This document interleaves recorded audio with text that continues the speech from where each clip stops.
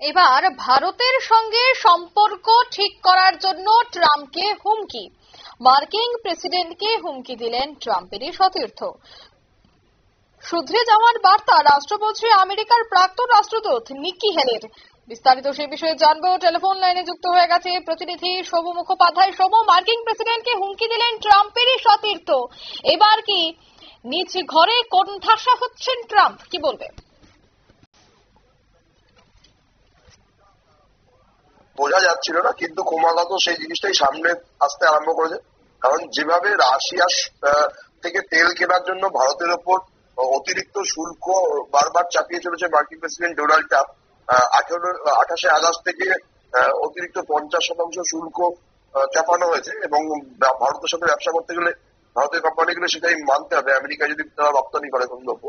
আর এইটা নিয়ে যে মার্কিন রাজনীতি আন্দোলনে একটা তোলপাড় হচ্ছে, সেইটাই নিকি হ্যালের বক্তব্যই স্পষ্ট হয়ে গেছে। কারণ নিকি হ্যালে মার্কিন রাজনীতিতে একজন গুরুত্বপূর্ণ রাজনৈতিক। তিনি একটা সময়ে আমেরিকার বিভিন্ন দেশের রাষ্ট্রদূত ছিলেন এবং রাষ্ট্রপুঞ্জের তিনি রাষ্ট্রদূত ছিলেন আমেরিকার তরফ থেকে।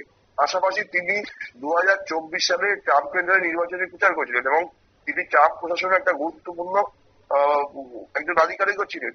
কিন্তু গত কিছুদিন ধরে তিনি ট্রাম্পের আচরণে ক্ষুব্ধ, এটা পরিষ্কারভাবে প্রকাশ্যেই বোঝাতে আরম্ভ করেছেন এবং বিভিন্ন সময় মার্কিন প্রেসিডেন্টের সমালোচনাও করেছেন।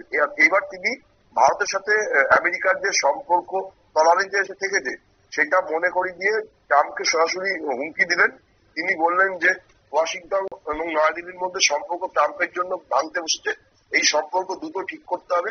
কারণ যদি এটা না ঠিক করতে পারে তাহলে আমেরিকার অর্থনীতি ক্রমশই ধ্বংসের মুখোমুখি হবে। তার বক্তব্য আরো যে ভারতকে শুল্ক মুক্ত এবং গণতান্ত্রিক অংশীদারের মতো গণ্য করা উচিত, চীনের মতো প্রতিপক্ষ হিসেবে নয়।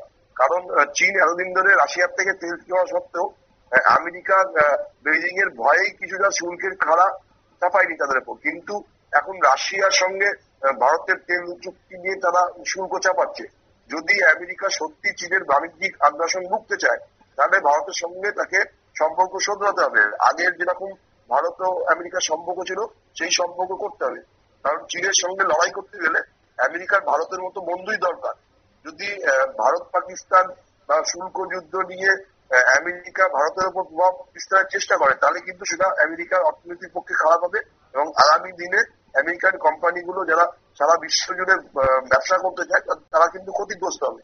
আর এটা কিন্তু ট্রাম্পের জন্যই হবে। তাই তিনি ট্রাম্পকে সরাসরি শুধরে যাওয়ার বার্তা দিয়েছেন। তিনি পরিষ্কার বলেছেন যদি ট্রাম্প শুধরে না যায়, যদি মার্কিন প্রশাসন ট্রাম্পের নির্দেশ অনুযায়ী ভারতের উপর এইভাবে শুল্ক চাপাতে থাকে এবং ভারতের সাথে সম্পর্ক খারাপ করে তাহলে কিন্তু সমস্যা হয়ে যাবে। কারণ চীনের আগ্রাসন তারা কোনোভাবেই রুখতে পারবে না। কারণ মার্কিন প্রশাসনের প্রথম নীতি হচ্ছে যে চীনের প্রতিযোগিতায় হারানো এবং এশিয়ার তথা গোটা বিশ্বের শান্তি বজায় রাখা। কিন্তু যদি ভারত আমেরিকার সম্পর্ক ঠিক না থাকে, ভারতের সাথে বন্ধুত্ব যদি ঘনিষ্ঠ না হয় আমেরিকার, তাহলে আমেরিকার সেই উদ্দেশ্য পূরণ হবে না।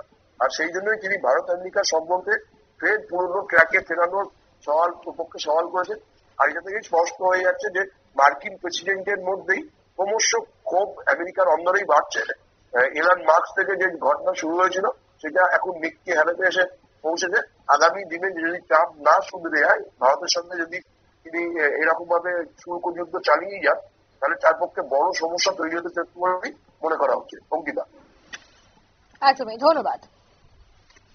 অর্থাৎ এই মার্কিন শুল্ক নিয়ে কিন্তু সেই দেশে অর্থাৎ সেখানকার নাগরিক এবং প্রশাসনের উচ্চস্তরীয় কর্তাদের সাথে কিন্তু ট্রাম্পের মতানৈক্য তৈরি হচ্ছে। তার মধ্যে এবার ট্রাম্পের কাছের লোকের এই হুঁশিয়ারি তাতে এবার কিভাবে নেবে এই বিষয়গুলি ট্রাম্প, সেটা দেখার নিয়ে নিতে ছোট্ট একটি বিজ্ঞাপন বিরতির সঙ্গে থাকুন।